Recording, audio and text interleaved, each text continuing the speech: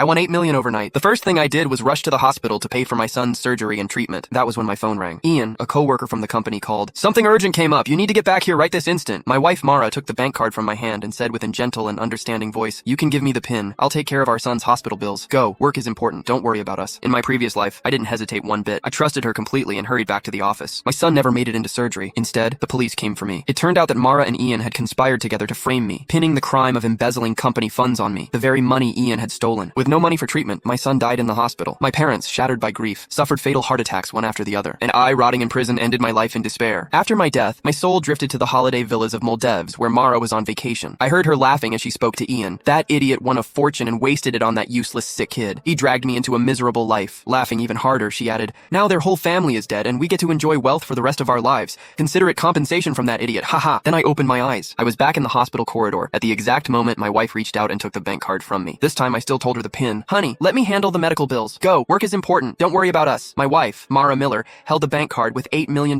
inside tightly. She might have sounded gentle and understanding, but her eyes were gleaming with triumph and excitement. In my previous life, I had trusted her completely. I did not expect her to take the money needed to save our son, Jaden Lowe, to conspire with my colleague, Ian Staffer, and frame me for embezzling company funds. I was then sentenced to 10 years in jail, and Jaden died in the hospital, receiving no treatment. Even my parents died of heart attacks one after the other. Their bodies were left on the streets with no one to help. When I was given another chance at life, hatred was raging in me. I wanted to tear that vicious woman into pieces with my bare hands. However, that would only land me in jail once more. It was not worth it. I was going to use a different way to make Mara and Ian pay the price. I gripped her wrist tightly and said with a strong hint, thank you for dealing with the hospital. This is the money needed to save Jaden. Don't wire it to the wrong account. After all, in the previous life, Mara did not wire the money to the hospital's bank account, but instead to Ian's other account. Mara's eyes had a pang of uneasiness in them. She said shiftily, don't worry, I won't be that careless. I replied with a smile. All right then. I turned around and my smile instantly vanished. Exiting the hospital, I sneered and called the police. Hi, I would like to report a financial crime. 2 minutes ago, I was scammed out of $8 million.